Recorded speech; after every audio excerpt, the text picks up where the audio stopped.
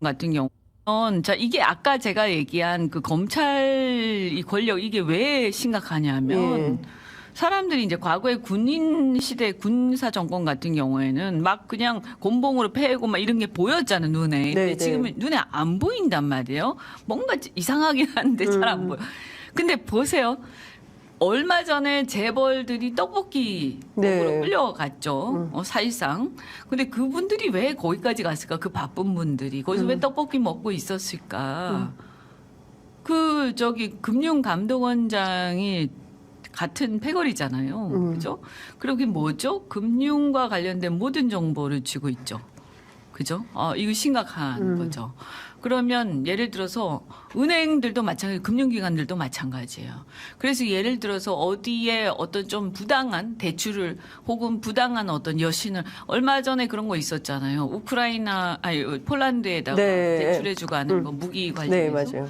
저는 그런 게 나중에 이제 게이트가 될 가능성이 있다라고 보는데, 근데 그거를 갖다가 사실은 정상적인 의사결정이면 그런 상황에서 그런 조건으로 그렇게 거액을 대출해줄까? 해줄 수 있을까? 보증을 해줄 수 있을까?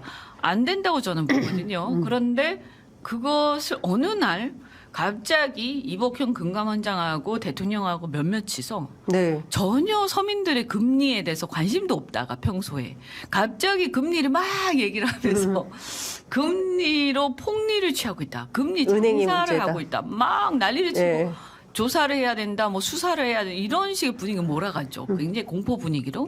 그러더니 대출해줬죠. 대출해준 폴란드로.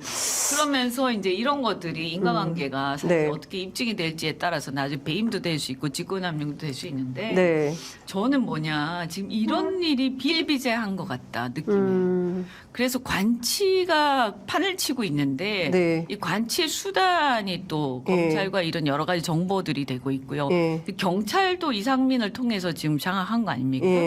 그러니까 하나하나 정확하게 권력기관을 장악해 들어가면서 그 내부의 정보, 개인정보, 그다음에 수사정보, 모든 국가의 정보를 장악해요. 그게 서울에 보면서 우리가 왜 전두환이 그 서울에 보면 그 영화에서 보면 어떻게 해서 저런 일이 일어날 수가 있지 했잖아요.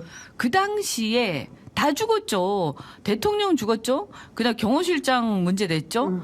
그다음에 또 김재규 뭐죠? 하여튼 그분도 중앙정보부장. 중앙정보부장. 그러면 그 요직에 있던 사람들이 다 실각이 되고 그 자리에 정보를 누가 꿰찼냐면 전두환이 꿰찬 거 신군부가 꿰찬 거죠. 그러니까 그러면서 그 패거리들이 각각 요직에 다 들어가면서 이들이 나라를 좌지우지한 거잖아요. 지금 그렇게 완성돼 가고 있는 거죠. 근데 지금 오늘도 뭐 뉴스버스 이진동 대표에 대한 압수수색이 있는 건데요. 이제 관련된 게 대통령 명예훼손 사건인데 그게 뭐냐면 김만배 녹음 파일을 받아서 보도한 게 문제라는 거거든요. 커피 타였다 그렇죠. 뭐 이런 등등에 대해서. 그러니까 뉴스타파 이제 그 인용 보도한 것도 문제요.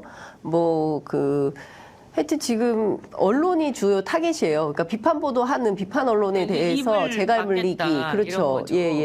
그리고 커피 타준 게 커피를 타줬도 안 그 사실 그게 무슨 크게 중요한 게 아니죠. 그러니까 그 빌미일 뿐이고. 그렇죠. 부산저축은행 수사가 어떻게 되냐가 사실은 핵심인 것이고 그걸 들여다보고 부수적인 싶겠죠. 거죠. 무슨 정보를 갖고 있는지 들여다보고 싶을 거고요. 그게 궁금할 거예요. 그리고